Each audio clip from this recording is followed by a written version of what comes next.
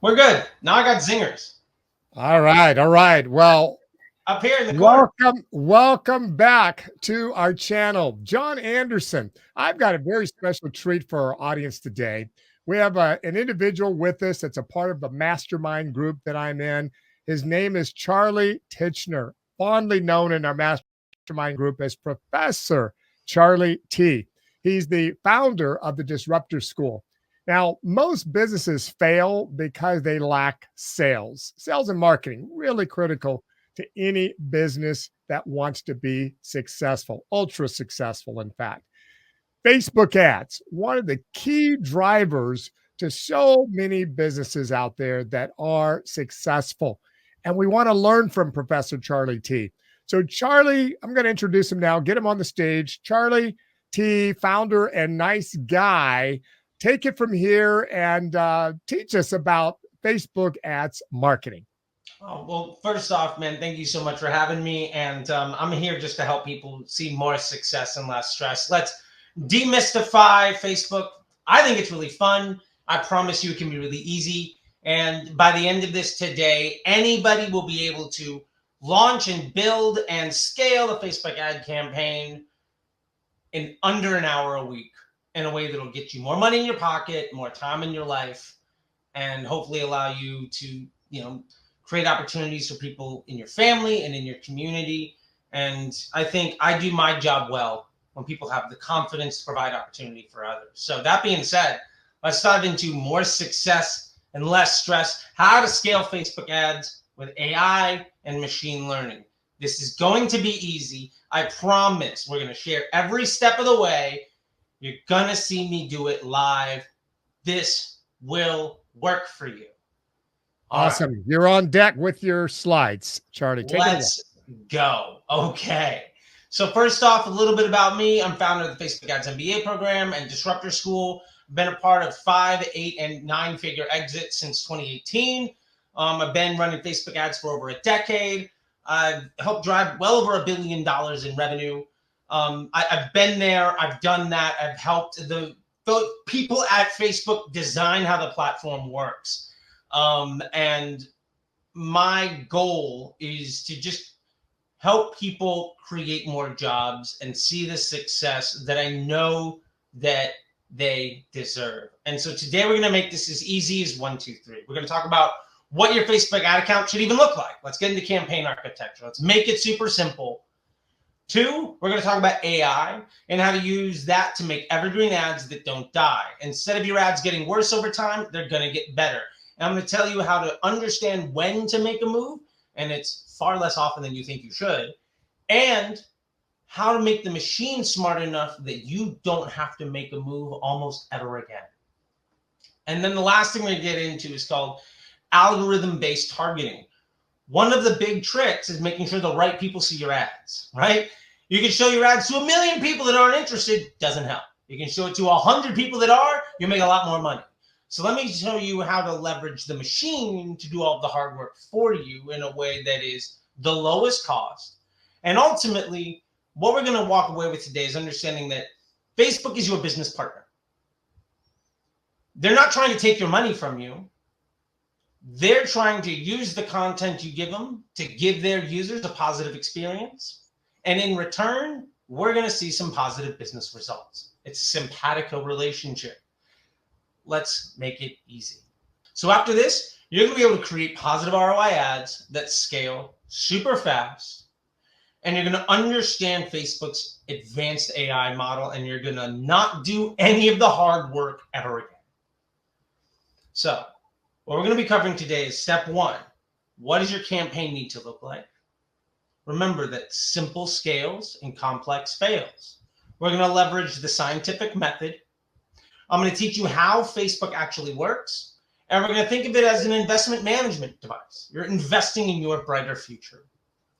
Step 2, we're going to talk about what is a DCT, and we'll get back to that. Don't let the jargon get ahead of you. We're going to break it all down. We're going to go over strategy and planning. You're going to know how and when to scale your ads and what you need to start. And this is all going to be leveraging Facebook's AI. And then I'm literally going to show you how we do every step of the way. So to get started, We need to understand what your account should look like. And what you need is a centralized ad account. And what this means more than anything is spend more money in fewer places. Ultimately, ad spend is data, and data is learning. The more money you spend in fewer places means the more investment you're making and getting something to be smart. If you were to spend all of your time and energy trying to train one employee, odds are they're going to be pretty good. If instead you try to train 1,000 by giving them all 5 seconds of your time, you're probably going to fire 998 of them. The point is, we want a smarter machine, because when the machine is smarter, it's more stable, it's more trustworthy, and that means we can spend our budgets faster and scale them sooner.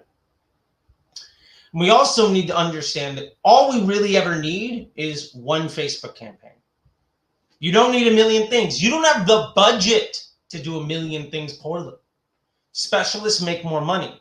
Nobody ever said, I need to get stuff done. Who's a jack of all trades who's not good enough at any of them? If you had heart trouble, you wouldn't go to the ER and trust anybody with a medical degree. You want the greatest cardiologist in the city. The point is, you need to focus on teaching your machine to do one thing exceptionally well. And we're going to do that leveraging the scientific method. And we're going to leverage a campaign architecture that involves one ad set of some proven ads and then some dynamic creative tests. And I don't want to get too in the weeds because we're going to show it all in a bit. But the purpose for this is that we're going to have one ad set that serves as our control. And we're going to have one or two other ad sets leveraging what we call a 3-2-2 ad. And I'm going to break that all down in a minute. That are the variable. And ultimately, success and failure is based on, does our variable make the blended result better or worse? It's really that simple. Second thing we need to understand here is that audiences are obsolete. You should not be targeting people on Facebook. Your ads create their own audiences. Every ad on Facebook, just like every video on YouTube and every post on TikTok or Pinterest, is its own web page. Those platforms, and specifically Facebook, is measuring who likes this. When you put it in somebody's feed, do they watch it or do they scroll right past? Remember, Facebook's business model is built on the idea of keeping people on the platform for as long as possible and getting them to come back as often as possible. And the way they do that is by showing them content they want to see. Your job is to give people who want to give you money the type of content that they want to see. Facebook measures this with what they call an estimated action rate. How likely? What is the estimated rate of action that when I show somebody a piece of content that they're actually going to do anything? Are they going to click or are they going to scroll? And we also have to remember that Facebook ads, you are buying attention, not results. All you are doing is buying eyeballs to show your content to. What happens after they click is everything else in your business. So let's get into Facebook's free AI that we're going to leverage. Now, this has been around for about 6 years. I was in a team that brought this to market back in 2017, 2018, and something we call dynamic creative. And so instead of you building out a few ads and guessing what words go with what image or video, we're going to give Facebook a suite of options, a portfolio of choices. We're going to give it a toolkit. And then we're going to let the machine put together the best video or image with the best words. And then we're going to let the machine put together the best words and videos and images together to give their end user the best possible experience in a way that also delivers business results for us. And that balance is something that Facebook does better than any other platform in the world because it's also the smartest AI in the world. If you took all the information that Google and Amazon have and put it together, it's not 1/10 of the size of what Facebook does. They have data on you going back over a decade. They also have data on over 1 billion other people. They have trillions of data points and a lot of things that you don't even think about. They have it all. And what we're going to do is we're going to leverage what we call a 3-2-2 ad, which means we're going to have 3 creatives, 2 primary texts, 2 headlines, and we're going to let the machine and what they call a dynamic creative put those together to give the best user experience for the Facebook user, which means we're going to reach the most amount of users possible, and that's going to give us better results for a lower cost. So let's build a 3-2-2. And today we're going to be using a tool called Rev to do transcriptions. And you can use any tool you want. There's a million AIs that do it. I'm just trying to show you one that I like to use because it's super cheap.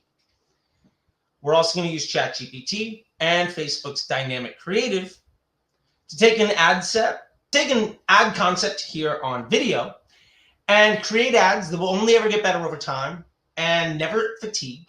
And it's going to take us less than 15 minutes start to bottom. And honestly, a lot less than that. So let's dive into actually building this. And remember, a 3-2-2 ad is 3 creatives, 2 headlines, 2 primary texts. Now, the first thing we're going to do is we're going to take a video.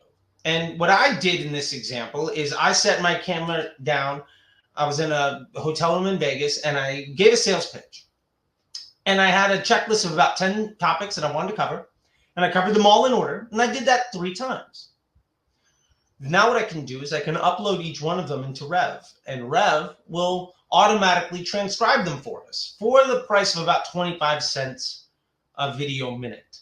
I have 3 30-second videos, so ultimately it cost me about 40 cents and took me less than 5 minutes to get the transcriptions, and it is incredibly accurate.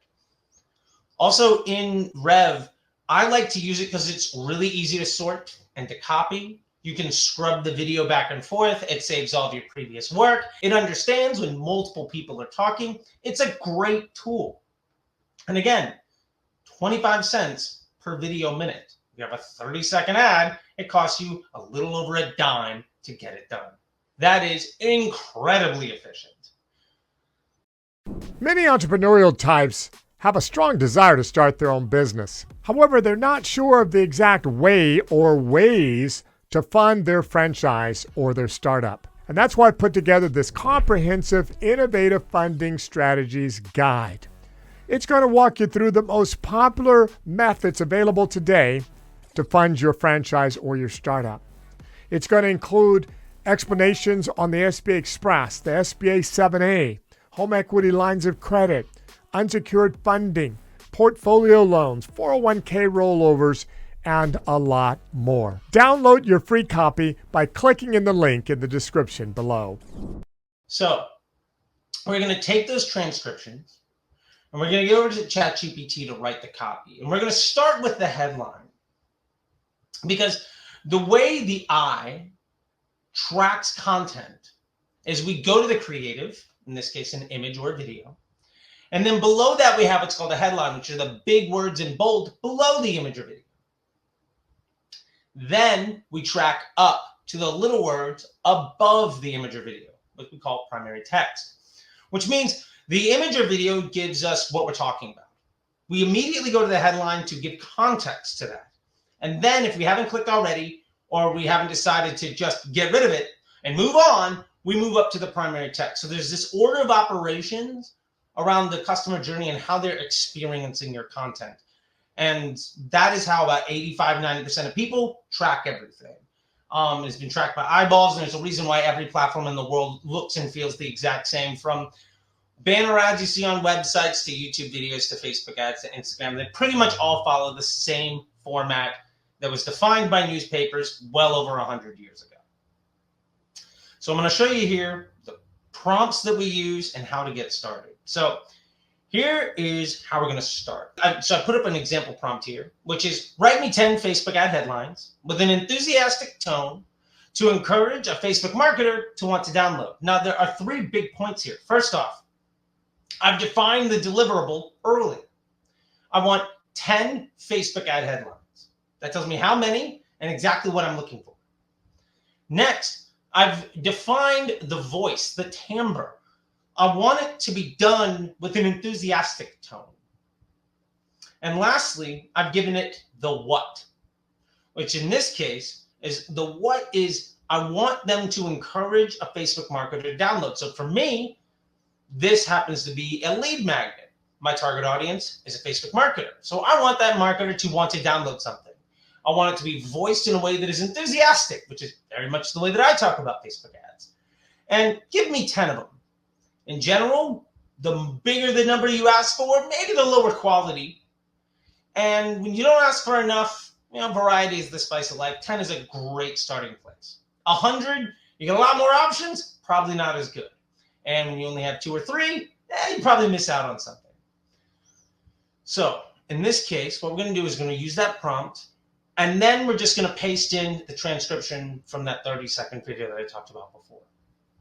And it's going to start bringing in all the information that we have given it, and it's going to write Facebook ad headlines specifically. Now, we're going to go to another tool that I love, which is called vidIQ, which is free. In vidIQ, you can put in Facebook ad headlines. Now, vidIQ was designed to help people title YouTube videos to make them extra clicky. If we know that your Facebook video or image is designed to stop the scroll and get somebody's attention, the purpose of the headline is to get somebody to want to click, or to maybe look at the primary text to round out any more context. But if the creative is there to stop the scroll, the headline is there to get the click. Just like in YouTube, Facebook functions the same way. So we can use vidIQ, which leverages all of Google, which is the smartest earn a click and buy a click platform out there, to determine what words are best for us to use. And it's going to measure search volume and also sentiment and the language that people use.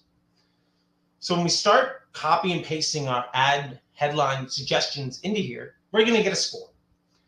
Generally, I won't use anything that scores less than a 60, and I've never seen anything above a 75. And you're also going to get an idea of what's the search volume.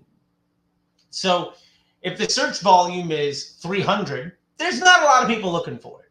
If it's 300,000, well, there's a lot of people looking for it, but I think probably most of them aren't your potential customers. So there's a quality range and control. We also have a competition rating. How unique are the words that you're using? Generally speaking, you want a nice balance of it sounds pretty unique so that it's memorable and speaks to the folks that are looking for exactly what I have to say. vidIQ will give you a score. This is free. You can run 5 of them. You can run 500. It'll take you some time. 25, you want to do 50, you want to do 1,000, go for it. It's free. Knock yourself out. So once we've identified the headlines we like and we want to use, we're going to go back into ChatGPT and we're going to say, write me 10 Facebook ad primary text using these headlines. But we're also going to say enthusiastic tone to encourage a Facebook marketer to want to download, because the point of that primary text is to add context to that headline, which was specifically written to empower the creative. So we have this great continuity, meaning we're not trying to get every ad to say everything, because if you're trying to be everything to everyone, well, then you're nothing to anybody. So we want to use the headline, and we can pick the 2 headlines we really liked from before. And then it will give us the primary text that's going to be best fit for us. And in here, pick the one that sounds like you. Pick the one that works for you. Because remember, Facebook ads only ever buy attention. After somebody clicks on your ad, they're going to your website. They're going to talk to you or your sales team. If you click on an ad and go to the website, and the website doesn't look or sound anything like the ad, you're going to leave. If the reason you walked in has nothing to do with why the salesperson is talking to you, you're not going to buy. Continuity means everything. You can't outsmart being honest. So keep it genuine and keep it congruent.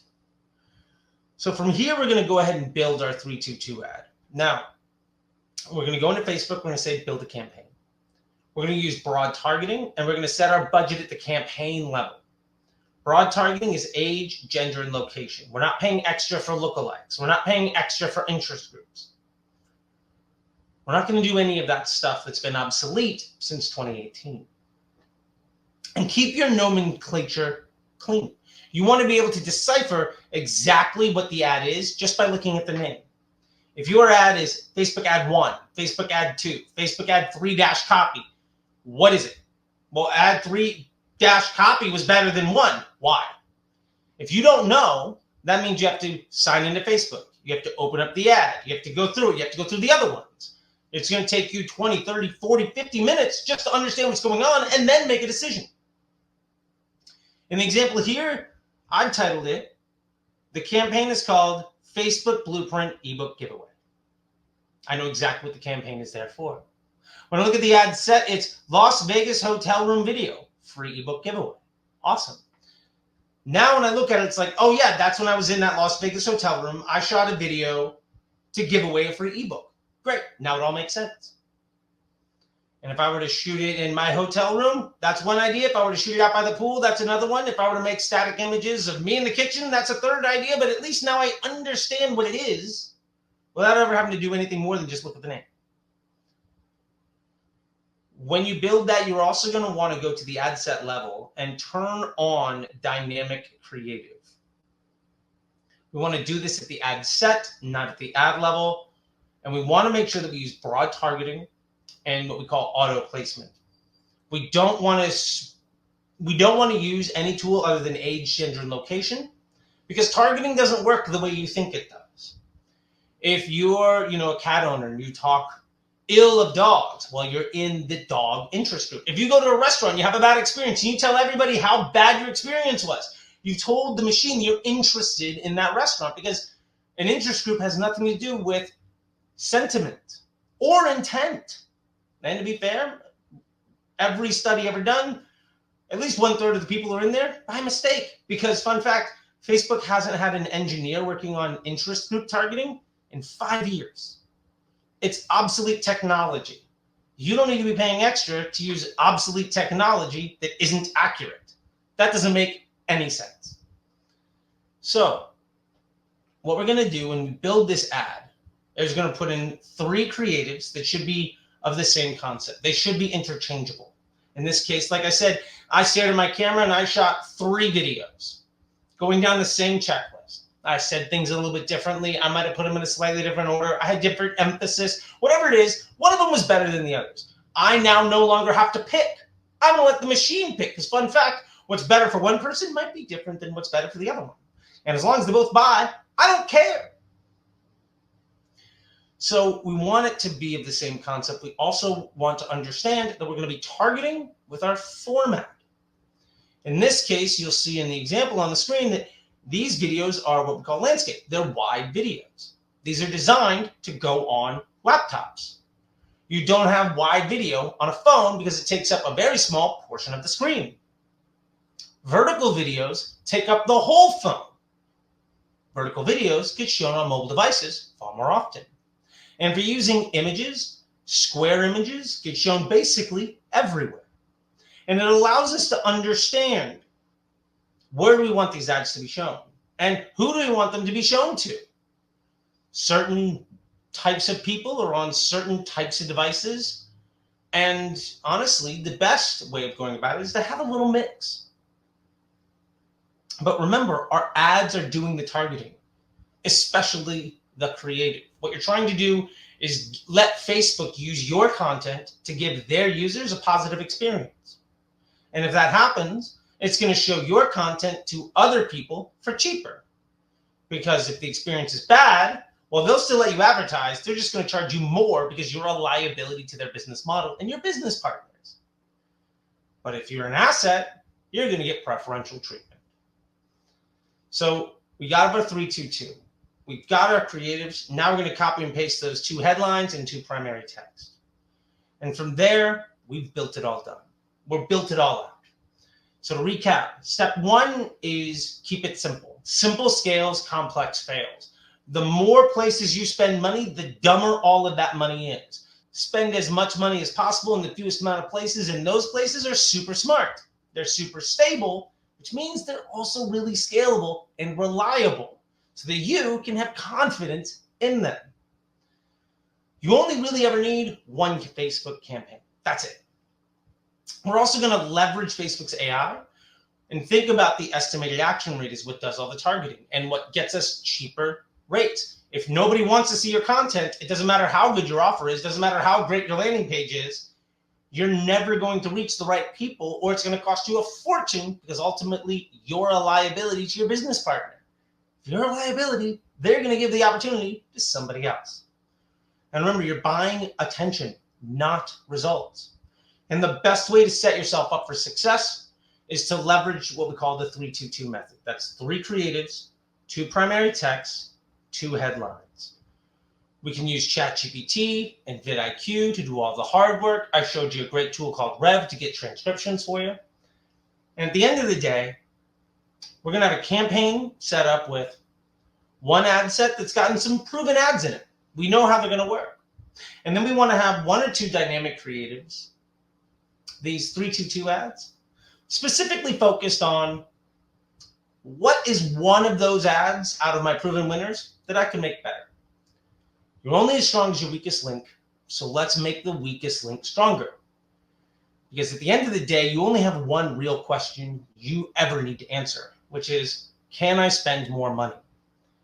And eventually, your weakest link will break. But if you make it stronger, you can spend more. And here's how you scale. Slow and steady. I want you to ask yourself, based on profits and based on revenue and based on your ad spend, could you afford to spend 5% more tomorrow? If you can spend 5% more 3 times a week, you'll double your ad budget every month. If you double your ad budget every month, by the end of the year, you'll be spending 37 times more a day than you are right now. That is incredibly sustainable. That's probably faster growth than you probably could afford. But it really is just that easy. So you only need to check Facebook a couple times a week. You can spend less than an hour managing it because all these ads are only ever going to get better. And your results are going to be stable and they're going to improve over time because all of those ads are going to get smarter. That's how we leverage a machine learning algorithm to be the best business partner we can. And all we need to do is improve our weakest link so that we can spend more money.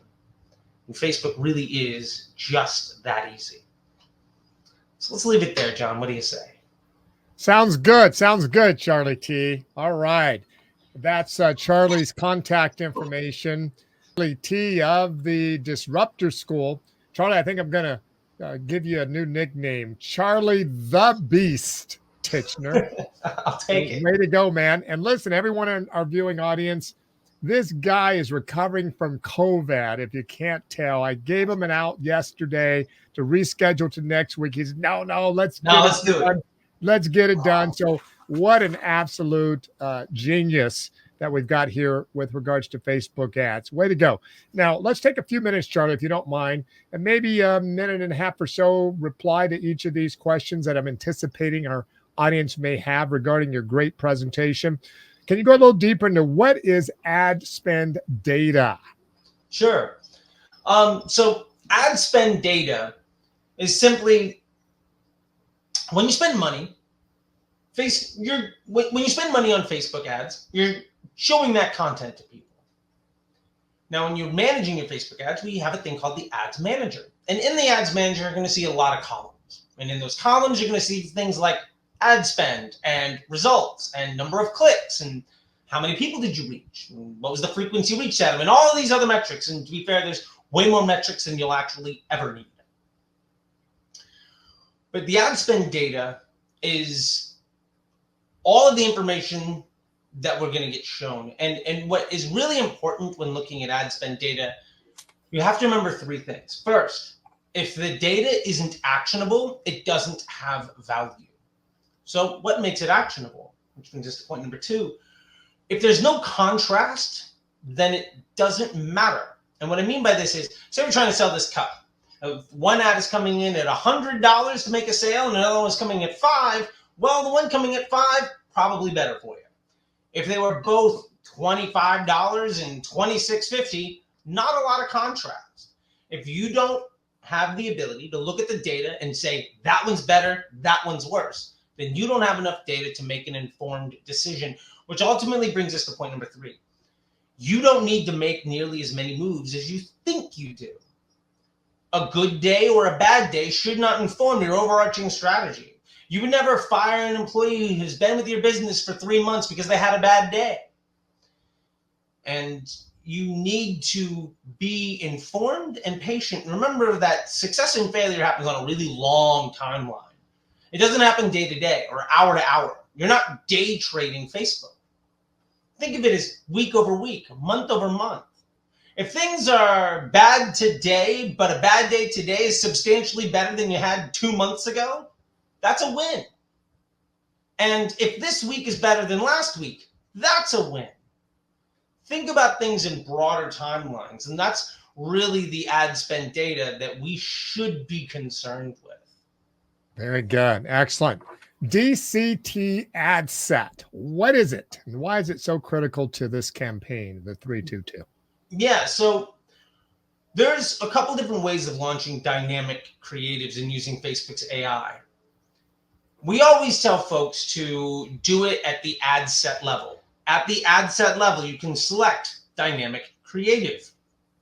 And this means you're telling the machine that we're going to have one dynamic creative in this ad set, and that performs a couple of things for us. Number one, when we just build an ad and can throw in any bit of options we want, we're not leveraging the same part of Facebook's AI. And two, when we're using dynamic creative and a 322 ad, we're keeping our total number of options really simple. And a 322 ad, 3 creatives, 2 headlines, 2 primary text makes 12 total ads. And I get asked all the time, well, why not like a 5, 3, 2, or why not max it out? And if you max out an ad, you can have up to 250 combinations. One of the things I like to tell folks is an average deck of cards has 52 cards in it. The amount of variations of how that deck could be shuffled has over a dozen commas in it. It is a number that is hilarious to look at because it's not real. It takes ChatGPT like 5 minutes just to spit it out on the screen. 12, on the other hand, is a number that is dozens of times simpler. And why this really matters is you want to let the machine find the best combination to give the end user the best experience. Gets to that place of stability and confidence a lot faster. And the honest truth is, if it's a loser, you want to know. And if it's a winner, you want to scale it. If it takes you months or years to work through every possible combination, that's a lot of time you're not spending investing in either getting better or taking advantage of the win that you have. And a 322 ad is both complex enough to give the machine choices. If we only have one headline, then that headline either worked or it didn't. If you have 2 headlines, you can say which one worked better. And it's about that contrast. It's about the options. It's about giving the machine just enough choices to be informed, but not so many that it's overwhelmed by choice and ultimately means it's impossible for you to have any actionable insight. Excellent. Excellent. Looks like and sounds like A/B testing, multivariate testing, leave that up to the algorithm and the machine over there at Meta and Facebook and let them do their thing, right? With the absolutely. Okay, yeah. Excellent. And that was another eye opener for me during the presentation. I'm sure for many in the audience as well, Charlie, when you mentioned that everyone wants to focus on ad targeting the right audience, target the right audience. That's critical. But you're telling us now that's passé. That's old school thinking because Meta and Facebook are not focused there. They're able to, with their AI and their technology, obviously, able to more accurately find out who those ads, the 322 program, will most appeal to. Is that about right? Yeah, absolutely. Like when you open up YouTube or Facebook or Instagram, you see content you want to see. And if you put up a reel on Instagram and you've got 200 followers and that reel gets 700 views, well, it's not like everybody viewed it a couple times. People want to see that content, and the machine is really, really good at showing people content they want to see. Your ads are nothing other than normal organic content that you're paying to show to people. So when you think about restricting your delivery by focusing it with targeting, that comes from a place before Facebook had this way of showing people an experience based on keeping them on the platform. If you remember, back in the day, as it were, your Facebook feed was chronological. You just saw everything in order. And if you hit refresh, you'd see whatever got posted lately. Right? It was like a billboard. It was like a bulletin board, right? And eventually you started seeing things from people you'd never heard of before. And there's some people whose content you never wanted to see, that you never engaged with, that you don't see ever again. And so we're letting Facebook use that same logic of keeping people on the platform and getting them to want to come back. And we're letting them leverage our content as a vehicle to get their end user to have a more positive experience. And why this really matters is there is a cost of doing business to advertising. And it's something we call CPM. Now, CPM is cost per million. It's how much does it cost to show your ad to 1,000 people? Think of it as the price of gas. If your content is something that everybody loves to see, then your CPM is going to be really low because Facebook wants to show your content to everybody because they want to see it. If instead your content is something nobody likes, well, your CPMs are going to be astronomical because nobody wants to see your content. And the easiest way of making sure that more people see your content for a lower price and that the people who do are better quality for your business is to focus on making content that your ideal customer wants to see. And the last thing I'll say about this is everybody's talking about they want to go viral. They want to go viral. They want to go viral. My question to you is, would you rather 100 people who are ready to buy from you right now see your content, or 1 million people who will never give you a penny? And that's where there's really the balancing act of, is our content appealing enough that people want to see it, but also good enough that it drives a business result? And that's really where the vast majority of the heavy thinking and strategy goes. And one of the reasons I like Facebook ads is when you tell it you have a campaign where you're trying to get leads or you're trying to get conversions, their brain that looks at billions of people for well over a decade and has trillions of data points on every single person understands how to show content to people to earn their attention and how to get an action that might be valuable to your business to the right person. And it takes all of the machine is built on doing all the hard work for us. So all we need to do is set it up for success. All right. All right. Charlie T, Professor Charlie T, thank you for presenting all that wonderful information. Now, just distill for 60 to 90 seconds. I know that the audience has a lot more questions. I know I do as well, but we only go so long on the show. So that 1 hour a week management piece, if business owners or entrepreneurs in the audience watching now want to leverage your knowledge and your level of expertise, do they just reach out to you on your website, that your contact points on that slide that we just displayed? Yeah. I mean, I'm on all social.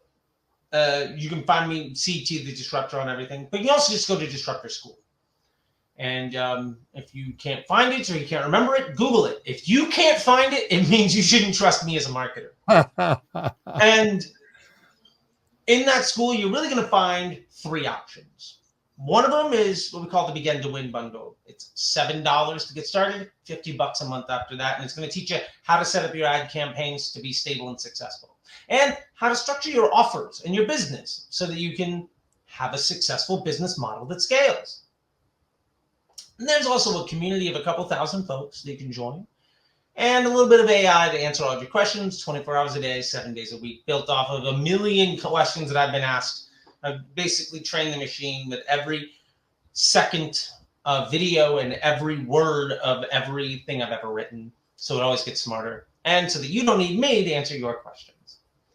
After that, we have what we call the Disruptor School Inner Circle, which is $100 to join for a 7-day week, for a 7-day trial.